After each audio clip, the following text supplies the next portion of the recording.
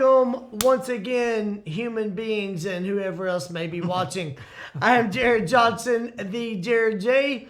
Joining me on this side of the camera once again, my producing partner and friend, Chris Black. And y'all might recognize the guy in the Phi Salama Jamma shirt, Talmadge Roger Varnado III. Well, thanks for stopping by. I'm kidding. We're nowhere near finished. This is going to be a little different episode than what we have done in the past. Although there's elements of all the other episodes we've done in this one, which is why we're doing this one. We sure hope so. The topic for today is, who needs a topic? Literally, we have no conversations planned. We have no official topics planned. We're going to be coming up with topics as we speak and just exploring them and see where they go. So having said that, I'll start us off.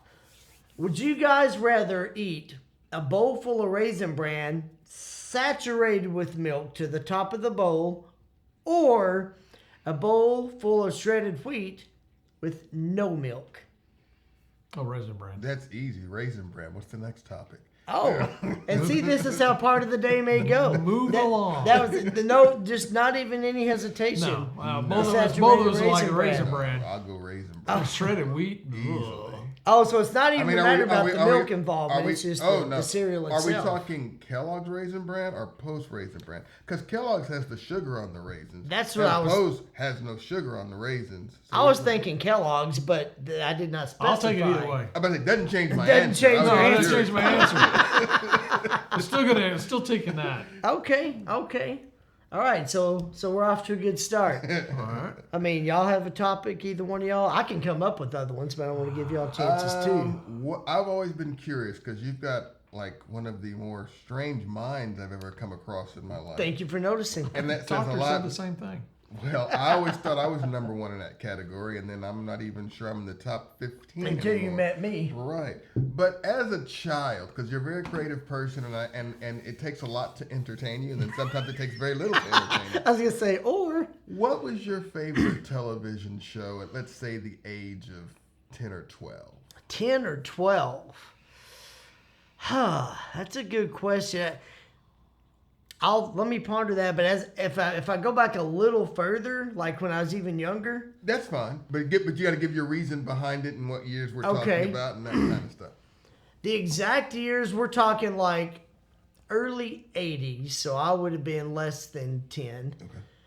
My three probably favorites were, well, I'll say four, but the Three Stooges my dad and I watched for as far back as I can remember. And I just thought they were hilarious. I'd never seen any adults behave like this. And I used to tell people when they said, what do you want to be when you grow up? My answer was one of the Three Stooges. Didn't understand the concept of an actor. So years and years and years later, when I went down that road, that was sort of ironic. My thought was just, these guys are funny. That's when I'm an adult, that's what I want to be like. So there was that one. Mork and Mindy, for similar reasons. Because when I saw Robin Williams, I'll remember being mesmerized. I was like, I've never seen any human behave like this.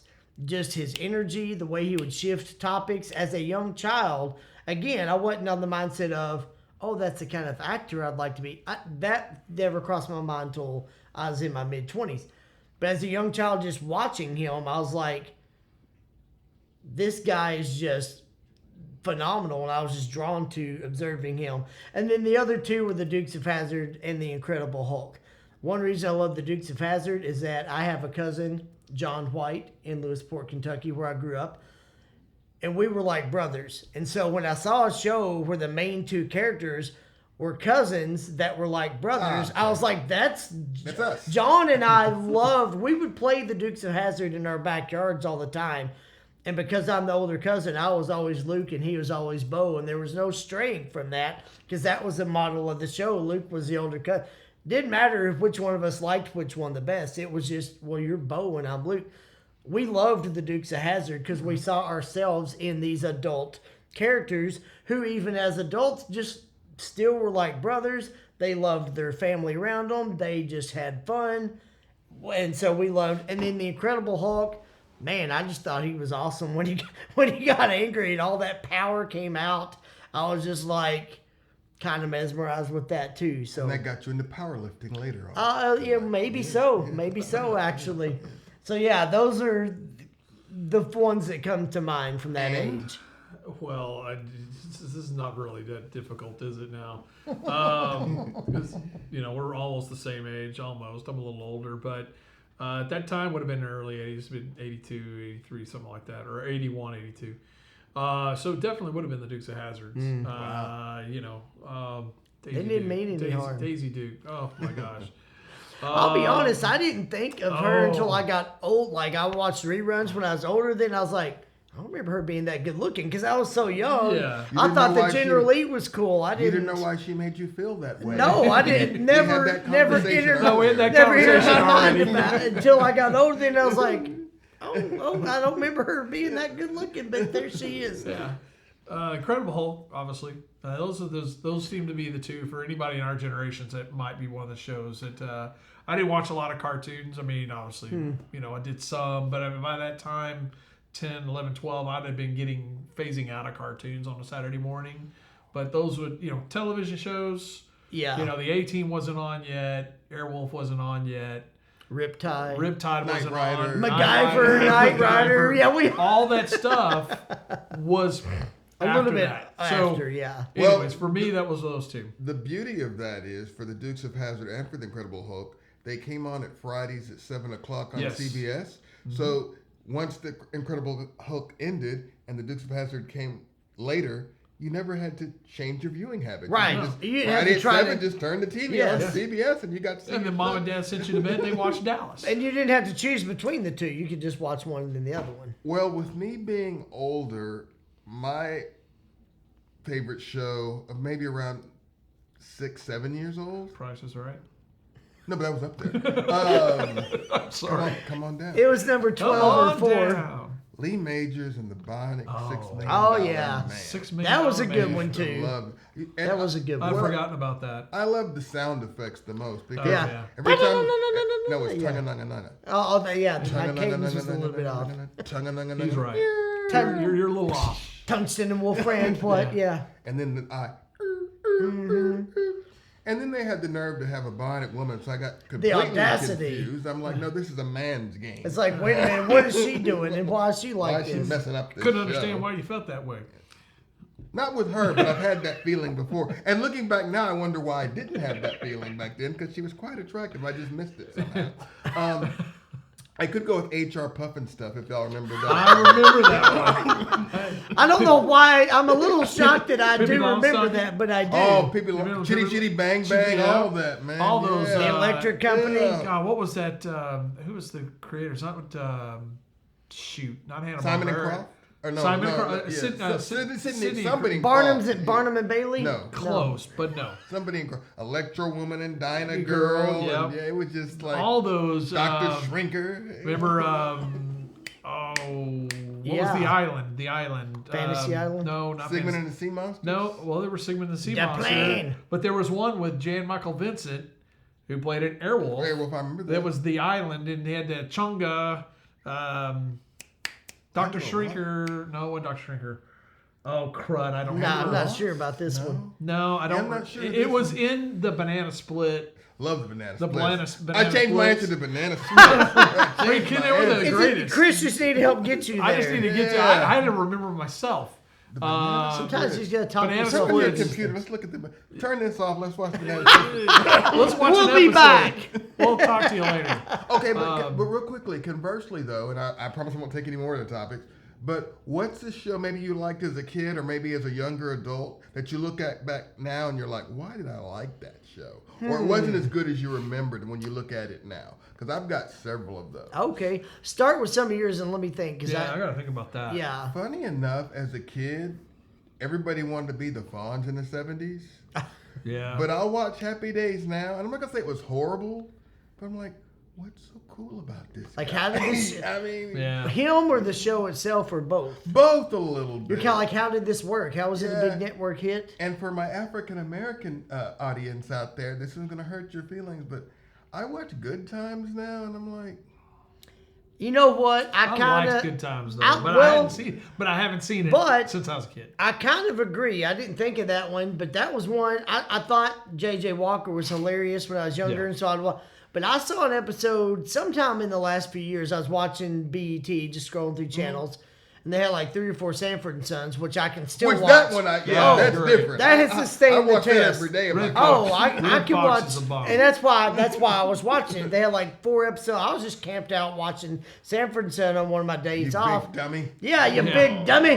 And then, Elizabeth, I'm coming. oh, it's the worst one I ever had. But then Good Times came on after, and I was like, oh, cool. And when I watched it, I was kind of like, was that just the worst episode that they ever had, or is it just not that funny to me anymore? It wasn't terrible, but I kind of was like, this isn't as good as I Well, remember. and let me take that back because the show itself still had significance, and I don't want to talk down the show because at that time, especially, I mean, for that show to be on, it was a big deal. And the show itself, I guess, is not what I'm talking about.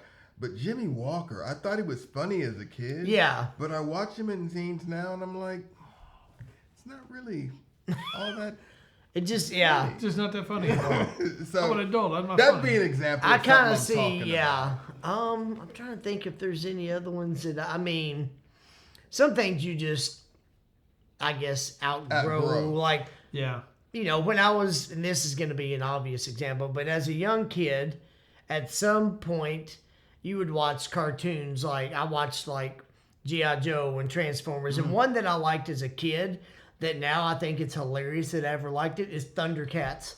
Like, I watched that. Thunder, I Thundercats. remember watching it in elementary school. And when I think back to kind of what the show was, I'm like, even when I was 9, why did I care about watching that? So that's kind of But one I that would still say. fits because that's kind of what I was driving at. Yeah. Because even if we're not saying the show was smart and then turned dumb because the show is what it The is. show's Right. still So the same basically, show. what we're saying is we've changed or we outgrew evolved. it Yeah. or we think was good. Our lives have changed or our opinions have changed. It's not the show. It is what it is. That's Right. Like, the It's lines not aren't like gonna they change. produce Right. different episodes. So- I'm talking so- about the same. Yeah. Exactly. Or, the weirdest thing for me as a child, like I would watch The Wizard of Oz, like, because it used to come on every Oh, year yeah. on CBS. Oh, yeah. And so for years I watched it every year when it came on. Yeah. And it was an annual event. here's the weird part about me, though. It never scared me or anything. Yeah. Yeah. And then when I got a little older and I could realize, like, those monkeys were really scary, when I was a little kid, it didn't really bother me. But as I got conscious of what being scared or afraid really is, Yeah. I looked at that scene for like 3 years. It's like a 8 or 9 or 10-year-old. Like, Yeah. I ain't watching this scene. That scares me. nuh-uh, But when I watched it when I monkeys. was 4, it was no Yeah. problem. But I don't think I was cognizant of. I was gonna say you weren't cognizant of what yeah. was really Right. going on. It Because doesn't sound if like. you look at that scene, I'll get you and all this. The monkeys just. There's some elements that- they yeah. go at it. That's a little scary. The Wicked Witch, she's an evil, vindictive the same thing with character, her. and, Like- and the monkeys, like she was, yeah, Or like the one scene Oh, they were when flying monkeys. At when the she's time. saying like Yeah. Annie M, and that crystal ball, and then it turns into the witch saying it. yeah. That didn't scare me as a young kid, but I saw it didn't like scare me to where No, but I cried. it kinda you're made like, you go, whoa, Yeah. Right. they're really going after something here. So Interesting, yeah. it's funny, just again how your perception changed. Yes. it was the same scene it always was. They didn't change the lines. They didn't change anything about same scene I saw. It wasn't last like year. a remake that was Right. scarier than the original. It But was, as you change as a person, you see things differently. So that's kind of what I was Mm-hmm. Okay. driving at. Yeah. For me, it would have been the Beverly Hillbillies. So you did like it? I and now used to you watch don't? it all the time, Okay. and now it's kind of like, oh, let's move on to something else. I can see it. I can see it. You know, just I don't know. It seemed funny when I was a kid. Not quite so funny now. It's I I'm the just- reverse on that show because I never liked it growing up.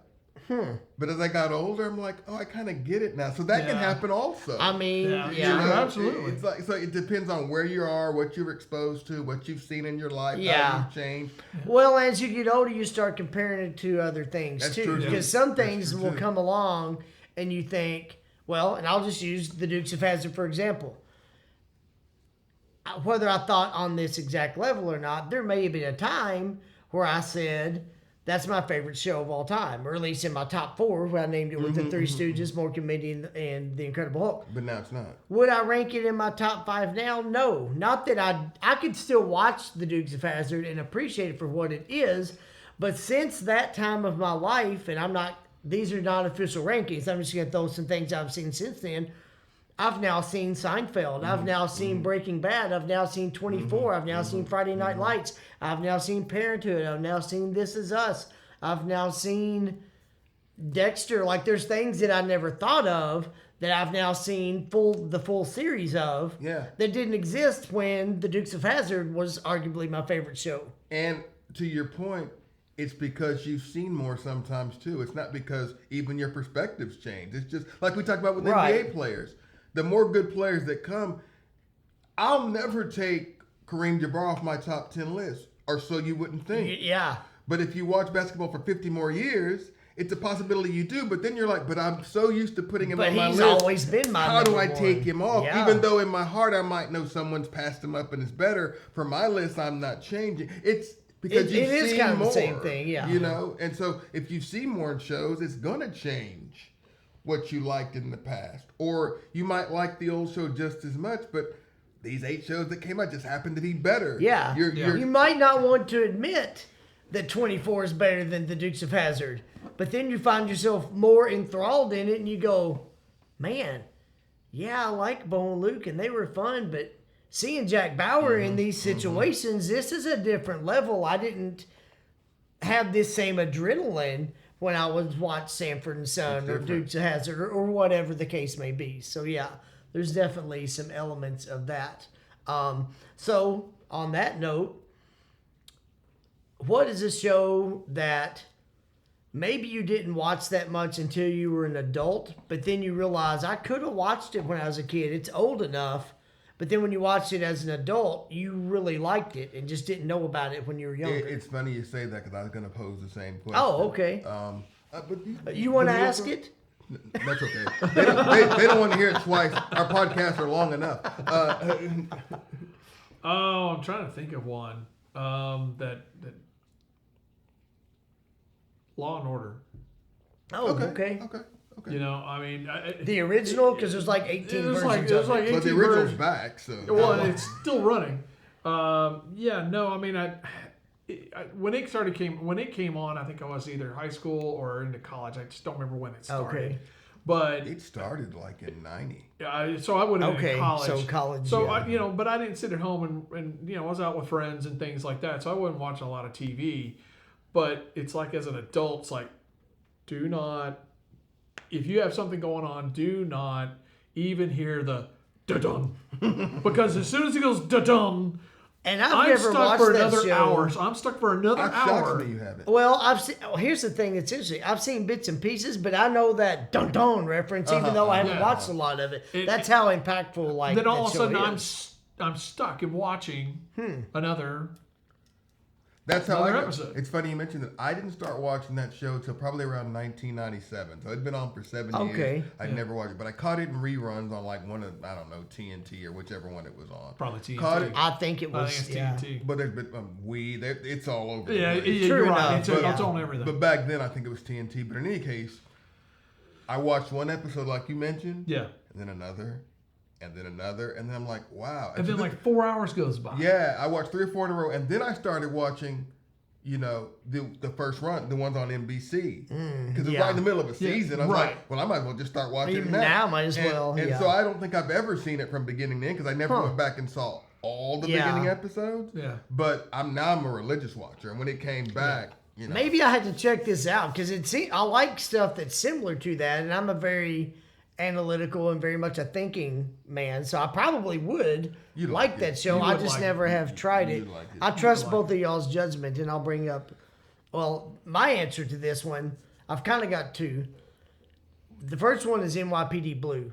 It first debuted when I was like 17, and I saw bits and pieces, but didn't I'm watch the it that same much. way. I'm the same. A few way. years ago, I watched all 12 seasons within like a Fantastic. few It was months. fantastic. Man, that show was good. Dennis Franz was so good for 12 seasons. The show had a great ending. They cycled through so many different cast members, but always made it work. I was It gonna was just make a that very point, good. too. A lot of Several time- yeah. lead characters changed, and it was still so And good. a lot of times when shows do that, it loses something. They Yeah, always they never perfectly they place the Yes. character that when David Caruso left, Yep. Jimmy Smits came along. It was better. When he left, it changed the show, but Rick Schroeder came in Schroeder and came was in. surprisingly really good in a role unlike anything I'd seen him in. He leaves, and Mark Paul Gosselaar came along. Here I am going, I've got Silver Spoons and Saved by the Bell on worked, this right. show. And it worked. They were both It so worked. good. They Mark were Paul good, yeah. Gosselaar was so, like, I was like, they were so good, and they all played off of Dennis Franz. So he was the constant. Yeah, he but was the all constant those the whole time. guys played off of him so well. Even their lieutenants changed a couple times, and Yeah. each one that came along worked. It was that show was so good. Same and thing then, happened to me because just like with Law and Order, I didn't watch it when it was first. I heard Right. about it, of course, and I knew it was critically acclaimed, and I knew it was a big deal. I Right. just never watched it. Caught that on TNT. So you know what I do on afternoons? Caught that on TNT, and it made me go back and watch the whole thing. Now, Yeah. I came on it earlier than you. It was like 15 years ago when I did this. Oh, okay. But boy, to your point, I just couldn't stop. And Once became I a started, gigantic I was like, fan. this is what people have been And talking I don't about. think that show gets enough credit because No. you don't see it in syndication anywhere right now that I can see. Somehow. You've got to catch no. it in streaming. I'm like, this should be syndicated. Like, Oh, where it should be- I should be able to turn this on 4:00 on a Wednesday on And channel find it. 38 And it be see here. this Yeah, somewhere. And, yeah. it's that good. And then the other one I will say, and this one was from before I was even born, but I discovered it as an adult and still can watch it any day of the week, and that's Columbo.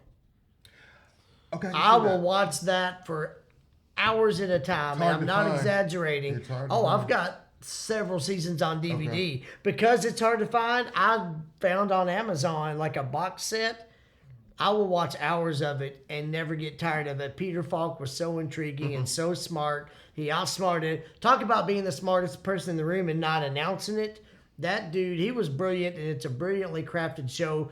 And if you go back and watch that show and realize when it came along, you then can go, okay, the Law and Orders and the CSIs Oh, and yeah. the Mentalists and the question. Monks and Yeah, all no these, question. they were influenced by Columbo. They just had to be. So anyway, those are my two Look, all examples. those 70s shows, Barnaby Jones, Rockford Files. Yeah, Yeah. honestly, yeah. You know, all Kojak. Beretta. Different style, uh, but I'll tell you another one I love from that area that is a police show, Barney Miller. I love that Barney show. Miller. I can Love still Barney watch Miller. it. No, I can I still love watch Barney it all day long. A comic version of the stuff you're Yeah, talking yeah, about, the exactly. Rockford Files, It's- the Barnaby That, Jones. and not all well, that. well, speaking of Barney Miller, that could actually be an answer to the question you asked because Okay, as a kid, when okay. that show came on, I mean, like, turn this off. I don't understand it. I don't want to try to understand it, but I watch it now, and it's a whole different Okay. appreciation. Yeah. So you added to my answer, but the two I have, one is MASH. Oh, okay. When I was a Love kid, I was like, well, I don't even understand. It's like, who cares this. I about don't get this? Hell, I thought it was World War II. I didn't even know it was the Korean. I didn't know what was going on. I'm just like, it's a war. You I didn't don't care wanna enough watch to this. know, yeah. I did. I knew who Alan Alda was. He was trying to catch all these women. That's all I knew. And the rest of it, I wasn't interested in. Watching it now, that show was brilliant. Plain and Honestly, simple. it is, yeah.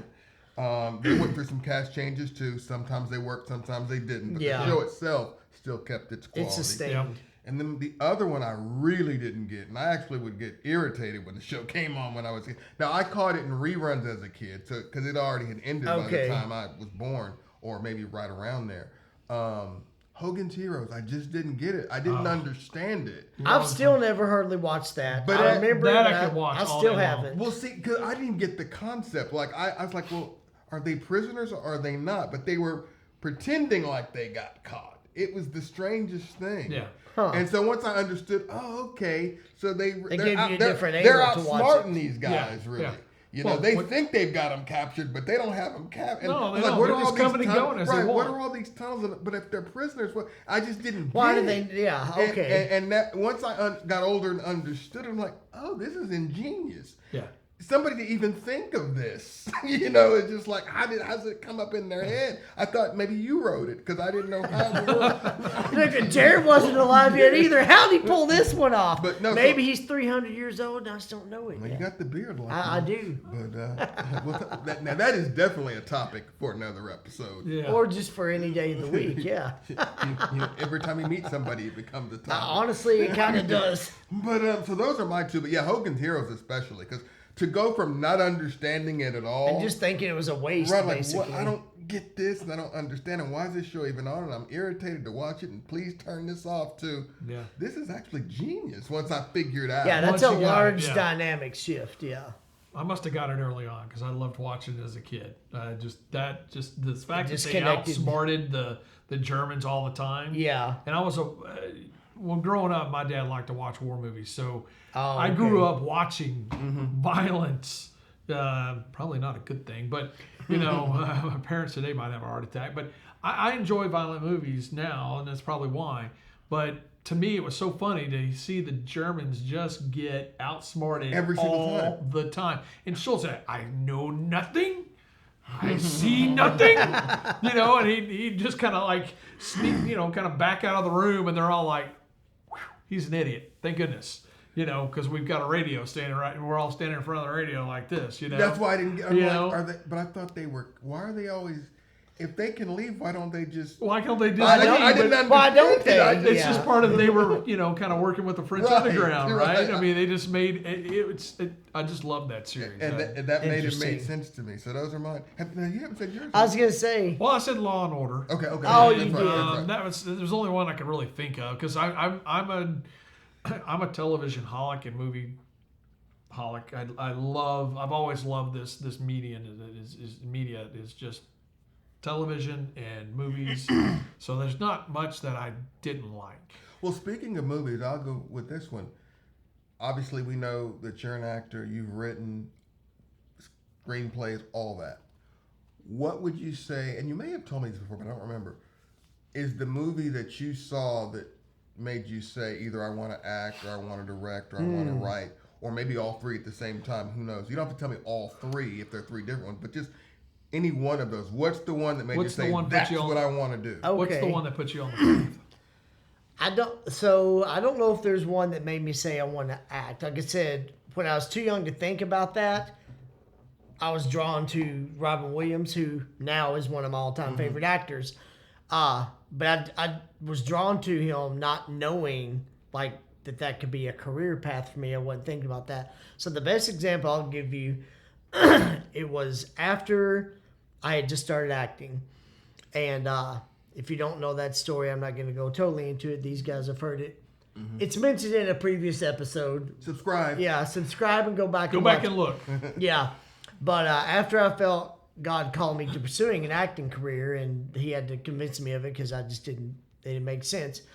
But I realized once I started acting that I needed to study a lot of the best movies out there. Because up until that point, I just kind of watched what I wanted to watch. I watched stuff just to be entertained. But I will say, once I made the decision, unlike the Dallas Cowboys this offseason, I decided to be all in. And I really did. I was like, okay, if I'm Previous going to episode also do probably. this, Yeah, yes, might see that. I'm going to commit. And I need to be educated. I'm not going to say, oh, let me pursue an acting career and then know nothing about it. Gotcha. So I went and just started looking at lists of like Academy Award winning movies. And I'd go on the IMDb and look at the highest rated movies. And I would just go back and stuff I hadn't seen. I'd go, oh, that one best picture, let me see it. Oh, that one for best actor, let me see it. So I would sometimes go for weeks at a time and do nothing but I'd pick an actor. And I'd be like, all right, I'm just watching Jack Nicholson movies all week. And I would just, day after day, for a couple movies per night, I'd watch nothing but Nicholson movies. The next week, I might say I'm watching nothing but Daniel Day-Lewis. Then I might do a director. I'm watching nothing but Hitchcock. I just like started immersing myself. But at that time, my thoughts were still just learning about as from an actor. And then I watched a movie by the name of The Usual Suspects. Came out in 1995. Great film. Kevin Spacey won the Academy Award for Supporting Actor. Christopher McQuarrie won the Academy Award for Best Original Screenplay. So just based on those two facts, I was like, this seems like something I should see because I was in the midst of watching these films that I hadn't seen before. I watched The Usual Suspects. When I got to the end of that movie, as the credits rolled, I just sat there staring at the screen. I wasn't reading the credits. I wasn't like, oh, who was the key grip? I just was sitting there staring at the screen because I was so enthralled by what I had just watched. And I remember in that moment thinking, man, that was brilliant. That was one of the best endings I've ever seen. And I remember that moment as the credits rolled, I remember thinking, yeah, I love acting, but if I can write something that will move people the way that just moved me, man, that's what I got to do. So I made the decision that night, never having attempted to write anything, never thought about it previously, didn't know how to approach it. I made the decision that night. I'm not just an actor. I'm going to be an actor and writer. Gotcha. And then from writing and learning more about the business and watching, I also started watching tons of like special features and making of documentaries on DVDs. I just started watching hours of special features. I then started learning as a writer in the studio system, at least, you actually have very little control over your script. Like once I write it, if a studio or a production company pays me for the rights to my script and then someone else directs it, guess what? My day's done. My job's done. That movie gets produced and goes on the screen. It's going to have written by Jared Johnson, and they may have changed 80% of it. Yeah. Another director can do it. So when I realized that, I was like, heck no, I guess I'm going to have to learn how to direct too. I wasn't even, and I've gotten to where I love directing, but I'll be, full disclosure, my original motivation was I'm protecting my own screenplays. Yeah. So that's kind of how that all began to domino. It's So the interesting usual suspects. dominoes is is the word, because how that one thing led to another. yes. Wonderfully. For me, because obviously I'm not in the business, but I've had an interest in it all my life. That's why I went to college, the University of Houston and the University of North Texas. But the first movie I saw that I didn't think I would like when I was in film school, that I did like, Dr. Strangelove. That grabbed my attention. It was a black and white film. Yeah. I didn't think I'd have any interest in it. But the way they use symbolism and just the over-the-top plot, the plot was over the top, and the acting was a bit over the top, but they played it straight. Yeah. And so that grabbed me too, because I didn't think I would like it, and I did. And that really got me more interested in not the acting piece, because early on Just I the wanted overall to act. But arc. yeah, that was the first one that like, how was this movie made? How was it written? What was the thought process? How'd they shoot that angle? Why did it look like this? Who thought of the symbolism here? Whose idea was this and that and that? And Okay. and that's kind of where I got interested even more in film than I thought, because I was always interested in it, but now it's for a completely different reason. Right. Completely It's different. like your eyes were widened. Right, to and that's greater scope. that's the movie that opened my eyes to that. I can't think of a TV show that really did. Believe it or not, Sanford and Son. We've already talked about that. the strange thing about it, and people are going to laugh, if I were to think of a TV show that got me interested in writing or directing or stuff behind the scenes, believe it or not, it would probably be soap operas. Okay. And the reason I say that is they shoot it every day.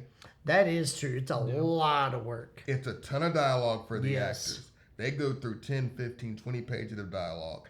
They might have a day, 2 days to learn it tops, because they crank them out Yeah. so quickly. So fast, yeah. And then you look at, I started looking at all the actors that got their big breaks in soap operas. Now, the writing might not have been the greatest. It might have been over the top. It might have been melodramatic. I'm not saying that You they, might laugh at a lot of the concepts right, and whatever. but they still got the sheer volume of what they do. the Tom Sellecks, the Demi Moores, just so many people, Meg Ryan, they got their start in soap operas. I'm like, there's got to be something to this.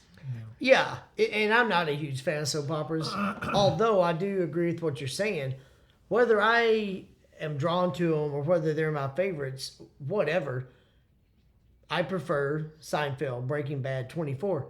And that's great too, but hardcore fans of soap operas might not give any crap about those shows, and that's okay too. But the sheer volume of work and commitment it takes to do those, yeah, you have to respect that, because you don't crank out that volume of material without some serious commitment to it. And you have to be good. Those shows aren't known for their great performances. Okay? some big names have come through there, but they're not necessarily known for their best performances. Okay, but you still have to be very disciplined just to learn that amount of dialogue and just to say it and just to do that every day like that. So there's something to that. I learned this a long time ago from a guy that used to be a casting agent. Haven't talked to him in years, but he said anytime somebody reads for us and they've come from soap operas, we already know they're trained. They have to be, yeah. We already know they can act. Now, the level of their acting, well, that's going to take care of itself. Their talent's going to show where it's not. Yeah.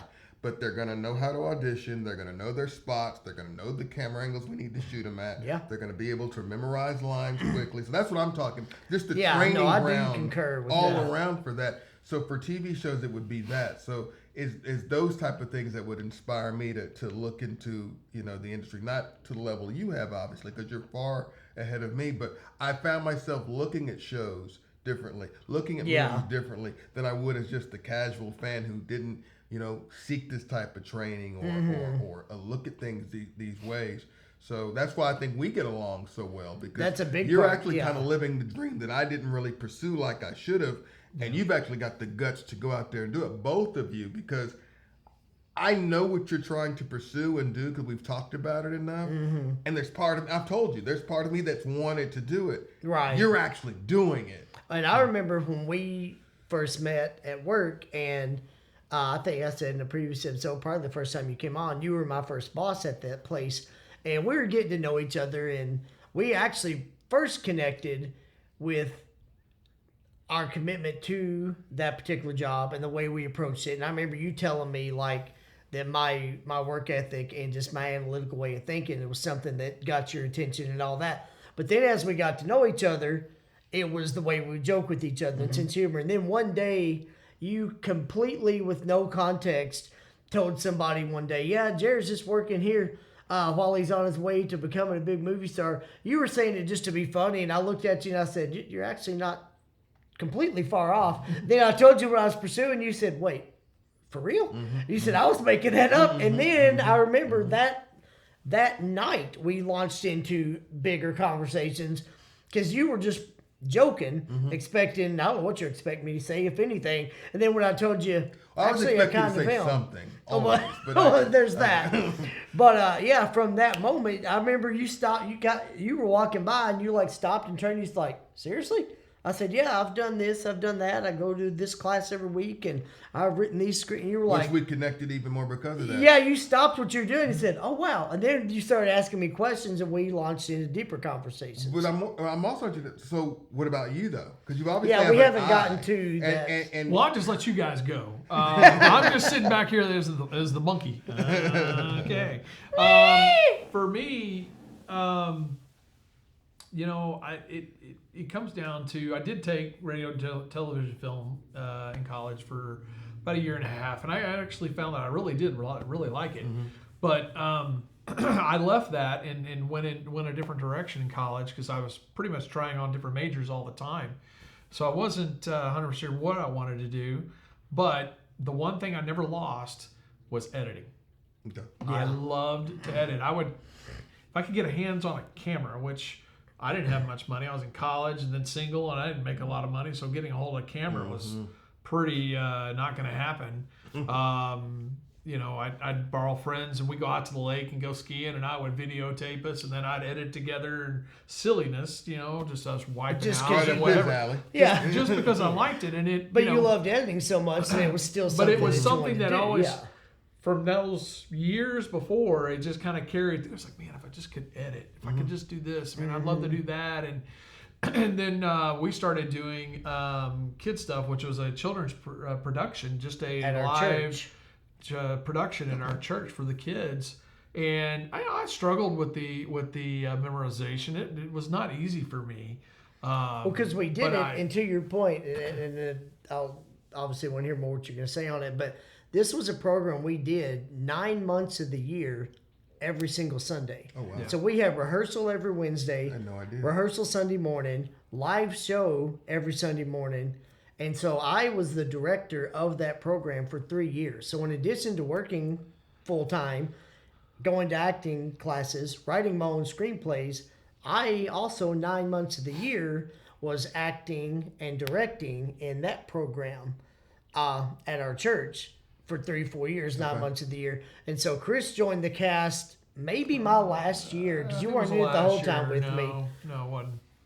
Well, my last year. Your did, last. I I'm think. saying we weren't. I wasn't just that last year. I wasn't even. Yeah. You came along when like my last year doing it, and but to your point, like you saw how much work it was. We had to memorize stuff, and I tried to get like when I knew, like say for example, I knew Chris was going to be in 2 Sundays 1 month. I'd email him both scripts like a month ahead. Because I didn't want to spring stuff on people like that week. Oh, here, I need you to practice Wednesday night. Yeah. So I Here's would 6 email pages. everybody the scripts for an entire month, like a month in advance.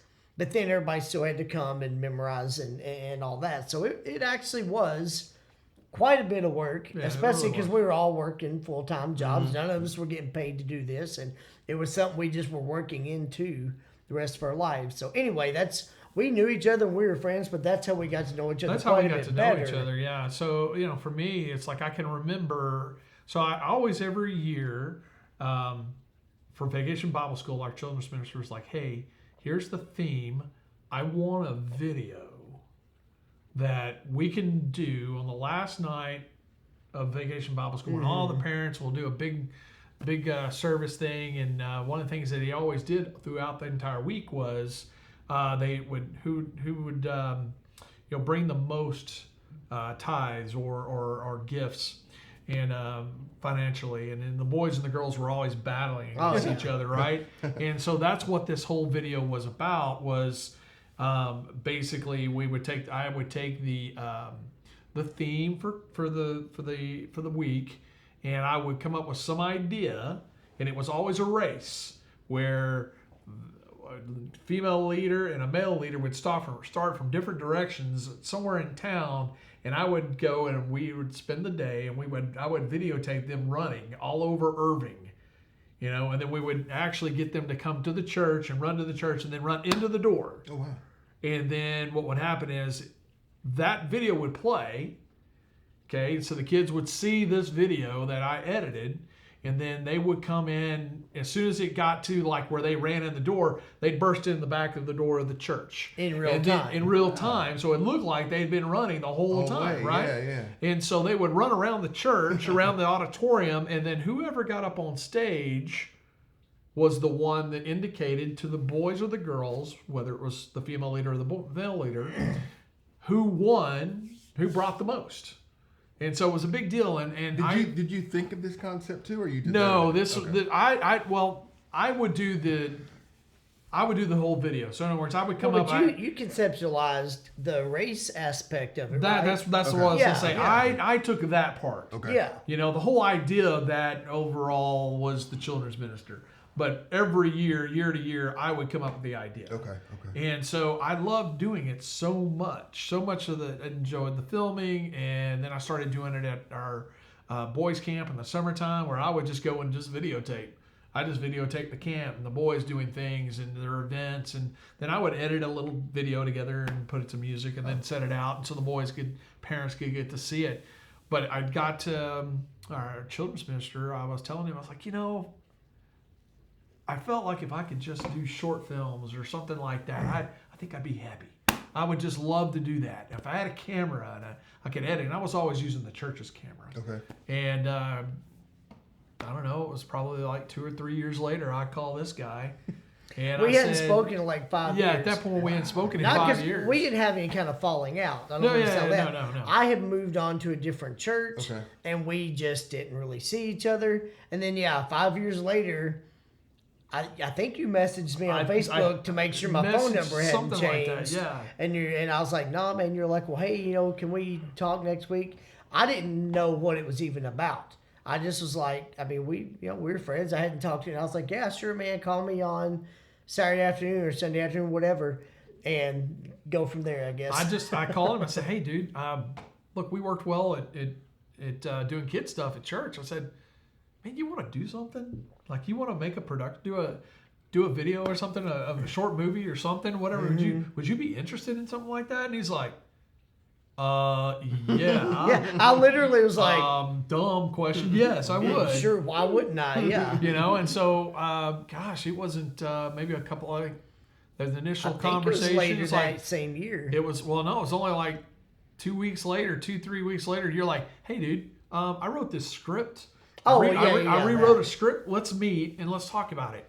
And holy cow! Probably 2 months later, we shot our first short film. Yeah. Wow. And you know, And if I remember correctly, you initially told me I just would love to do short films that could be shown in churches, and if I can just make a living doing that.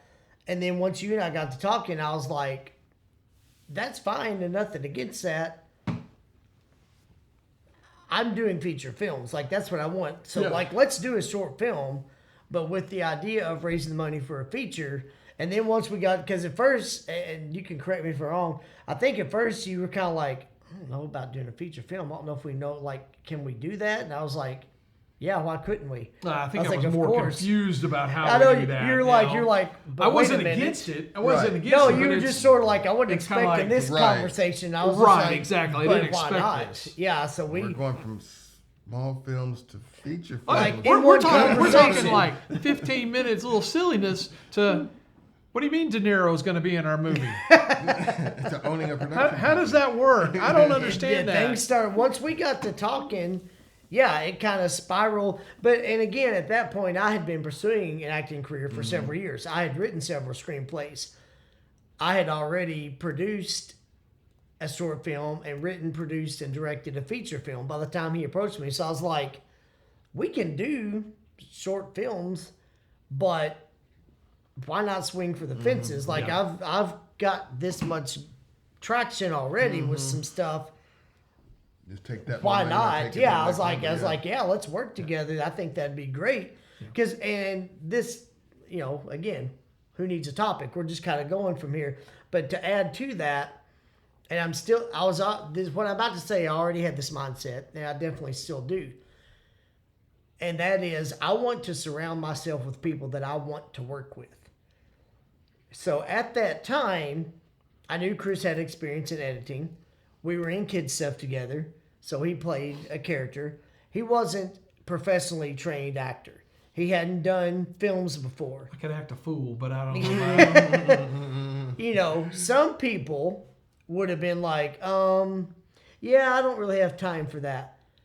I instead said, why wouldn't I want to work with someone that I enjoy being around, has a similar vision? We both are connected through our relationships with Christ. We have similar, we want to do the same types of films. Why on earth would I not want to partner with someone that I know I can trust? He has strengths that I don't. He loves editing. He loves the technical stuff better. He loves the camera stuff better. I love writing and dialogue and playing complex characters. Why not merge that together? And why should I worry about, at that time, he hadn't been on a film set? Why should I care? I was like, these other elements are there. I want to be in business with people that I genuinely like to be around. And I'll take that concept to doing this podcast. Who was my first guest? Someone that I like to talk to. I'm going to invite somebody to sit here and talk to me. I'm not going to invite somebody that I don't like to be around. There's a reason you've seen Talmadge on so many of my episodes if you've been watching them. And if you haven't, Subscribe. I like talking. I like sitting and talking to this guy. That's why he's here over and over. When I invited Daniel Simmons and we had a 2-hour conversation that was cut into 4 episodes.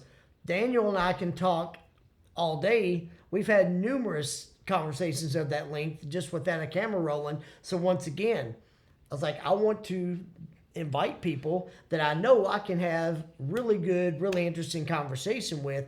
And I'm the same way with any business. When I did interviewing and hiring at my Chick-fil-A's, yes, I looked at resumes. Yes, professionalism, a big thing. But if I enjoyed sitting and talking to somebody, that went a long way.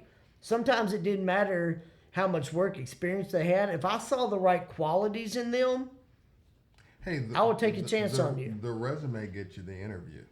The interview Exactly. gets you the job. That's 100% correct. I would look at the resume. Okay, great. Now I got to get to know you. And I would sometimes tell them, this is all fine. And this tells me kind of what you've done. Talking to you is going to tell me more about who you are. And I'm the same way with any business I want to be involved in. And I've said the same thing with casting films. I'm going to cast who I want to work with. You know, when we did that short film, there were only 4 speaking roles. Yep. I offered him one, and at first he was like, I was just planning on like being behind the camera. And I said, well, why couldn't you do this role?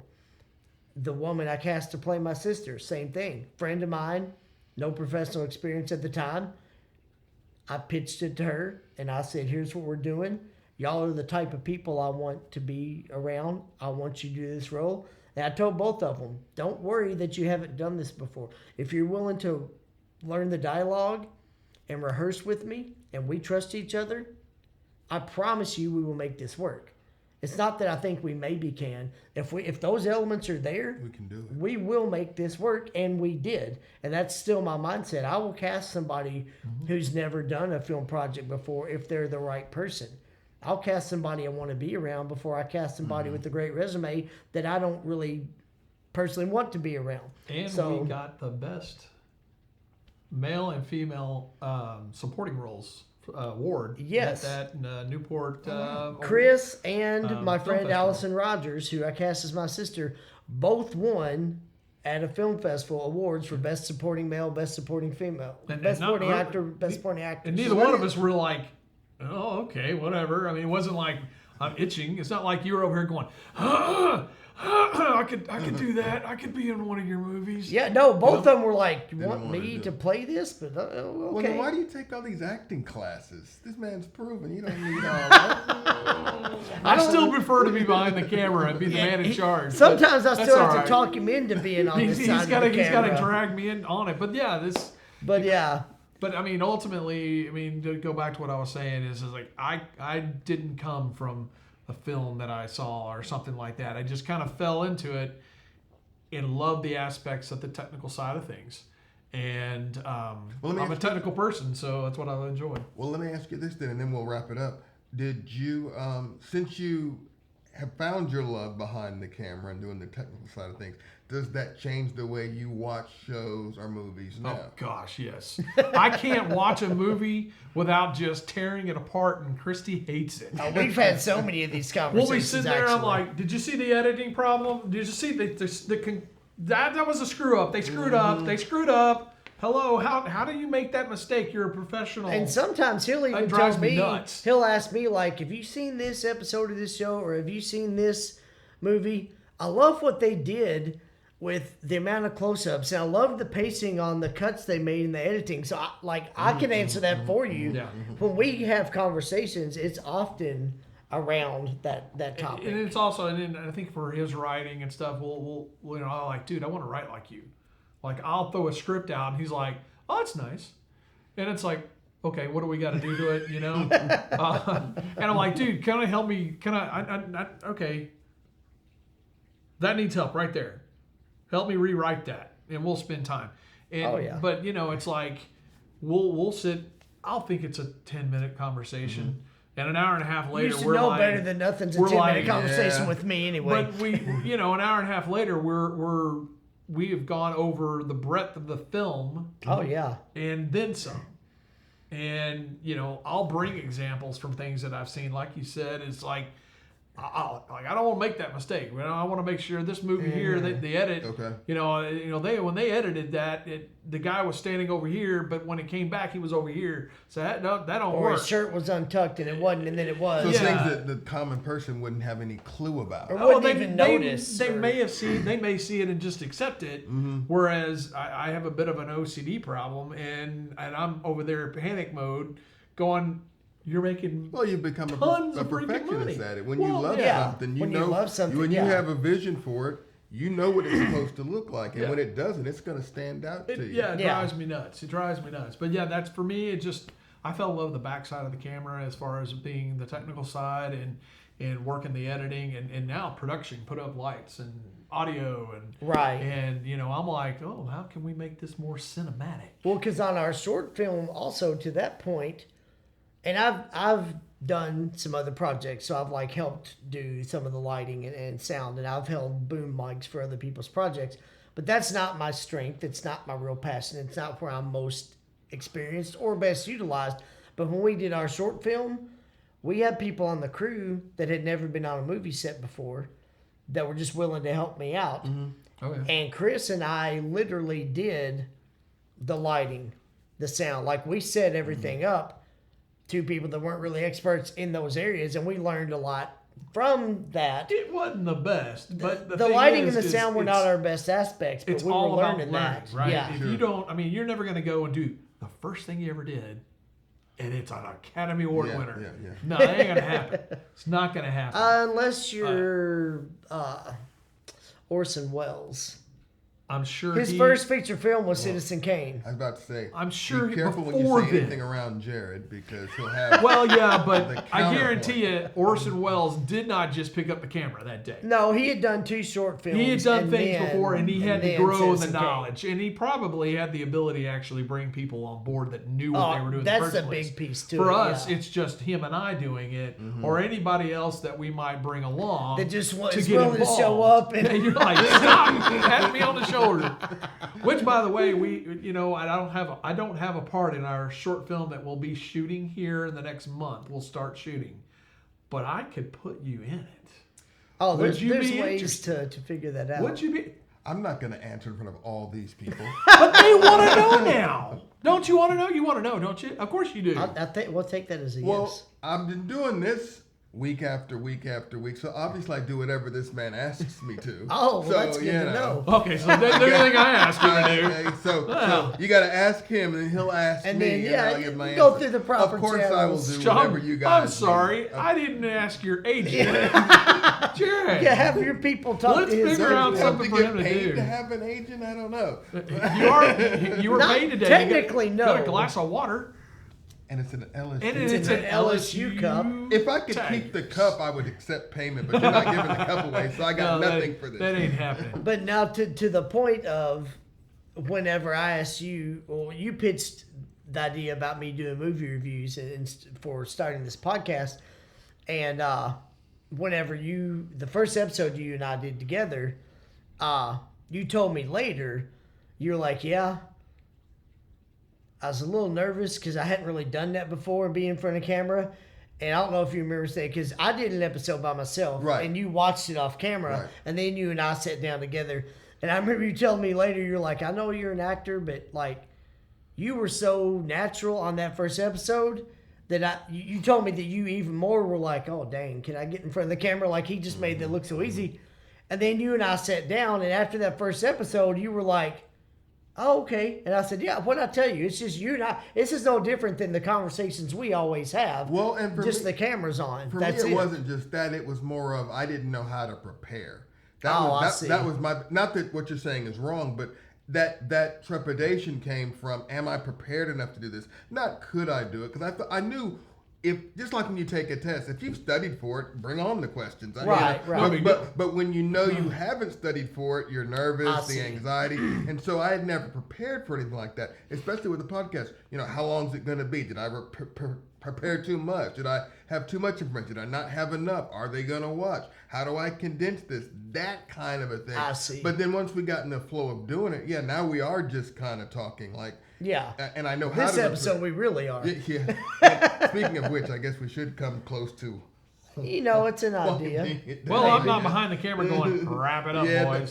it's his fault. If this is running long, it's his fault. Usually Yeah, he it's tells my us to fault. shut up, and he hadn't mentioned that yet. Well, so. you know what, though? I told them, too, let's just let the camera roll. If we're having fun, we're going to keep talking. So, actually, you haven't thrown a topic I'm out sorry. yet. that's okay. I mean, You okay with you? unless y'all want to go for another. another hour. An hour's long enough. I know. No. They're going to think Tell I you actually what. like this guy if we keep I this mean, up too long. keep going. You do realize you're in almost every video we have, right? The majority of them, yeah. You're at 92%. Or 14. I err on the 92%. We know what that means. We have to just explain that one day. At Not some today, point in time, Perhaps. but in one another day. episode. How Yeah, about that? because that might take an hour in itself. All right, so thank you all so much for stopping by again. This is the first of maybe multiple installments of Who Needs a Topic. Yeah. Thank you all so much for joining in, and I hope you've enjoyed it. If you've enjoyed it as much as we have, then that's really awesome. And they need to. Yeah, if you really like it, Then you need to like the video and subscribe to the channel. There's a couple of advantages of that. It'll help me be able to keep bringing you content, and it will alert you when more content is uploaded. So thank you all so much for joining us. For Chris Black, for Talmadge Roger Vernado III, I am Jared Johnson, the Jared J. We're going to sit here and keep talking. But I hope y'all have a great week, and I hope I see y'all again real soon. We could do this so many